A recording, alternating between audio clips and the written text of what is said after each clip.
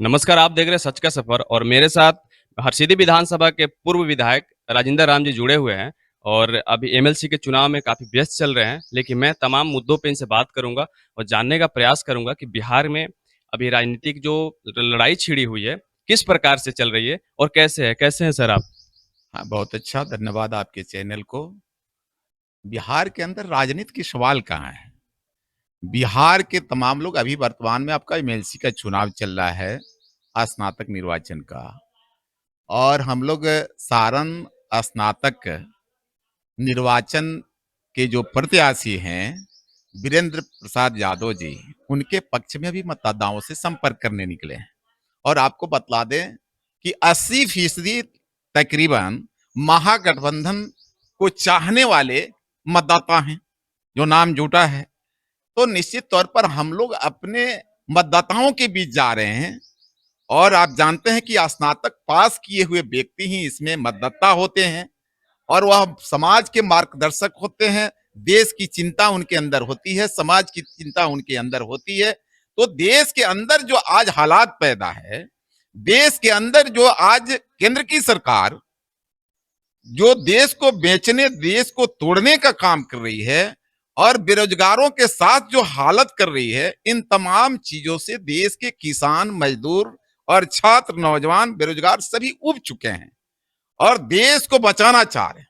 आपकी भी तो पार्टी बोली थी कि हमारी सरकार आएगी तो हम रोजगार देंगे, नौकरियां देंगे, कहाँ गई?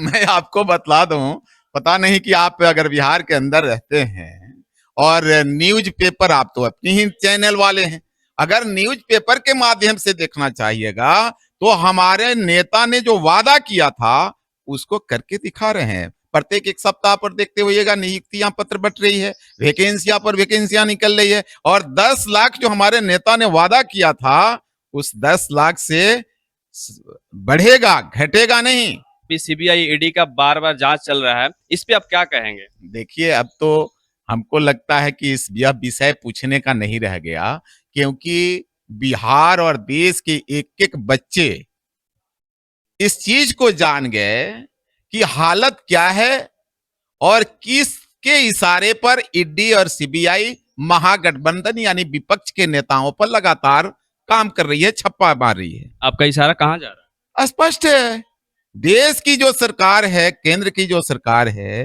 केंद्र की सरकार प्रतिशोध भाव से राजनीति कर रही है और देश के विपक्षियों को खत्म कर देना यानी लोकतंत्र की हत्या कर देना।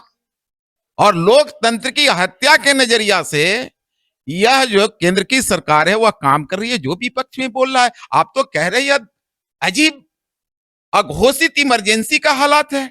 संविधान जो है स्वतंत्र अभिव्यक्ति का पावर दी है और उस स्वतंत्र अभिव्यक्ति अगर कोई खिलाफ में बोलता है, सरकार के खिलाफ में अगर एक शब्द भी बोला तो उसको जेल के अंदर डाल रहे हैं। आपने देखा लोकतंत्र की हत्या हुई। अगर बोलने का काम राहुल गांधी ने किया तो राहुल गांधी अगर इस चीज को बोल रहे हैं कि हाँ, अगर मोदी नाम के फलाने फलाने आदमी देश के धन को लूट करके बाहर लेकर के रख दिया या देश के साथ धोखा कर रहा है, उन पर कार्रवाई हुई, सदन से निकाल दिया गया। और हमारे नेता के साथ, लालू प्रसाद यादव जी के साथ और उनके बेटे, उनके दामाद, उनकी बेटियों के साथ, उनकी पतोहू के साथ, आपने देखा आज हमारे नेता को जो हम एक पुत्री प्राप्त हुई और उनके पत्नी को भी उस हालत में ईडी के द्वारा डिस्टर्ब किया गया। तो निश्चित तौर पर सीबीआई, ईडी जो स्वतंत्र एजेंसियां है, यह केंद्र सरकार की तोता के रूप में काम कर रही है और तोता के रूप में सबको परेशान करने का काम। अच्छा, एक बात और सामने आई है कि नौकरी लो और जमीन दो, ये मामला कहां तक सत्य है? अरे यार, इसके विषय में बताना क्या है, कई एक बार इसी की जांच हो गई।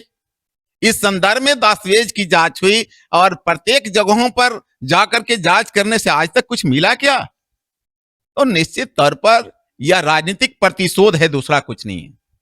और राजनीतिक प्रतिशोध के तहत नेता को परेशान किया जा रहा है, देश के विपक्षियों को तबाह किया जा रहा है। इसलिए यह पूछने का नहीं है कि ईडी सीबीआई क्या है। अरे स्वतंत्र एजेंसियां देश के अंदर जितनी है, सबकी साख और सबकी इज्जत अगर किसी ने गिराई है तो वह नरेंद्र मोदी और अमित शाह ने गिराने का काम किया है। अब कोई औचित्य रह गया क्या? कोई मतलब रह गया कि स्वतंत्र एजेंसियां क्या है, ईडी क्या है, सीबीआई क्या है? एक बात और आपसे मैं करना चाहूंगा, अभी बिहार में काफी इस पे चर्चाएं हो रही है, जो मनीष कश्यप का जो मुद्दा आया है, जिस पे कहा जा रहा है कि एफआईआर तेजस्वी जी ने करवाई, ये कहाँ तक सत्य है और क्या है, जिसमें मनीष कश्यप ने 180 दिन का चैलेंज भी दिया था कि मैं सरकार गिरा दूंगा, क्या कहेंगे आप उस मनीष कश्यप आरोप कैसे नहीं लगाएंगे? मनीष कश्यप के आरोप लगाने का मुख्य कारण है कि भाजपा वाले ने उनको राजनीतिक लोलुपता दे रखा था।